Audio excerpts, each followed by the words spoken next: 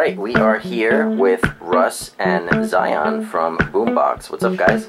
How's it going? So, we're doing a little thing here for hightimes.com that we like to call 5 questions. Question number 1. How did you guys get started out together? We started working actually on another project other than Boombox. Zion's folks had a recording studio back in Muscle Shoals, Alabama, where we live, and they wanted to upgrade some gear and contacted me about coming in to upgrade the studio gear and said, hey, you want to stay and help us operate the gear, and hey, you want to join the band and that kind of stuff. And so we did that band project, and while we were working on that record, Z and I would be in the studio late at night, and he started showing me some of the tracks he was working on, and it just all kind of just happened. It just made sense. Yeah, and I was looking for like 11, 12 years ago. Someone to work with, you know. I was just trying to make these tracks, you know, on my own, and needed somebody to be able to work with so we could perform them. And Russ just came in like it was just right under my nose. You know, we realized that it was a good match. You know, we each had something that the other one, you know, it was a good complementary relationship. Obviously, Z grew up in San Fran, so he had more of the electronic, that San Francisco house, that background that I didn't have. And in the middle of making this other record, he drags me out to Burning Man. So you've got to see some good DJs, you've got to do this, and you know, just cracked my brain, and that's the kick in the ass that I needed. We got back and, you know, from Burning Man, finished mixing that record, toured for that for a while, then we just put all of our energy into doing Boombox, and here we are, 10 years later. Russ, you mentioned Zion's parents, which brings me to question 2. So tell us a little about who your parents are and how they influenced what you do. My parents are Keith and Donna Godshow. My dad was a piano player for the Grateful Dead, and my mom was a singer from like 71 to 79. Since I was born, I was around the music all the time. You know, they kind of dragged me around the world with them. Definitely a huge influence on what we do. Yeah. We took a lot of the, us not doing set list and playing kind of without a net. I mean, the Dead's probably our biggest influence. I mean, obviously we play, you know, electronic music and beats and stuff like that, but you know, the Dead's probably our biggest influence. But we don't want to ride the coattails.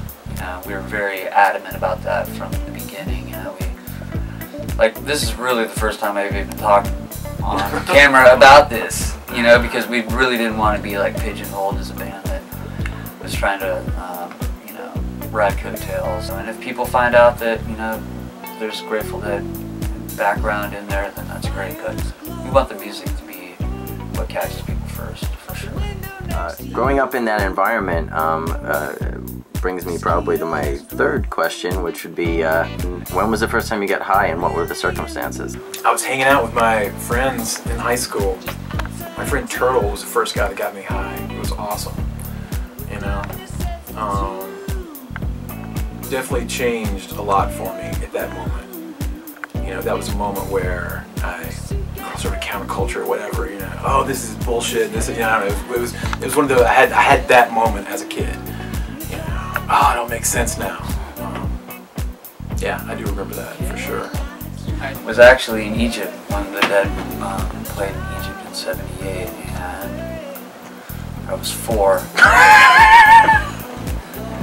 But we were looking out we were in the hotel, and I like somehow got a hold of my mom's joint, and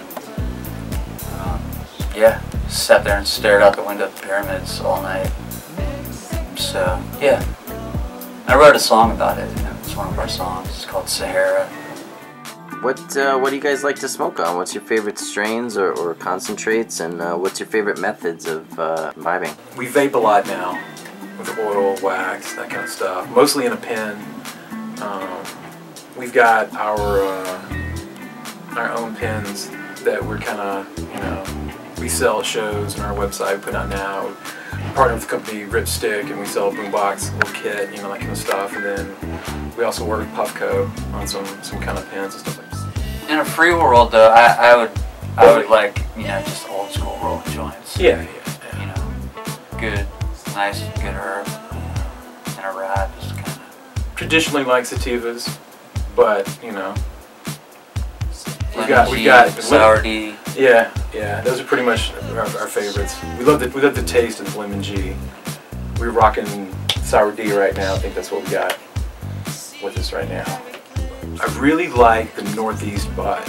It's really good. You know, we're in the Northeast. We, you know, Vermont, Boston. You know, working our way down DC, Philly, stuff like that. There's great weed through here. It's amazing. Fifth question.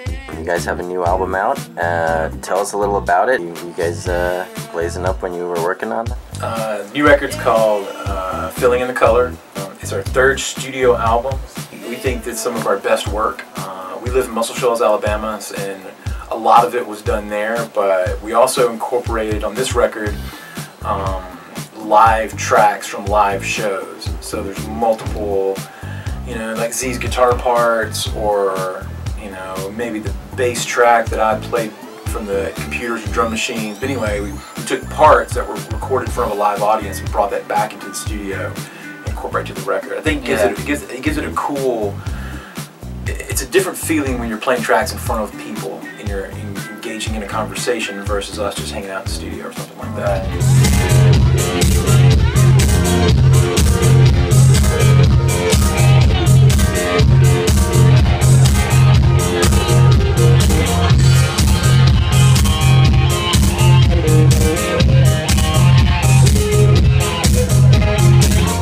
We want people to understand that we are a band. We play beats and we make, you know, dance tracks, but you know, we do play piano and guitar, and we are musicians, and we write songs. And I think that this record really further just kind of establishes that, you know, we are writing songs, and these are, you know, actual melodies and songs, have verses and choruses.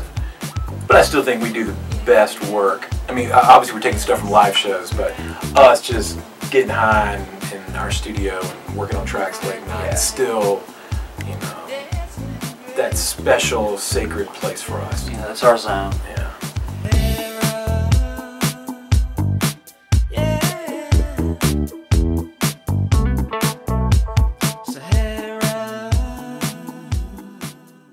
Happy 40th anniversary, High Times.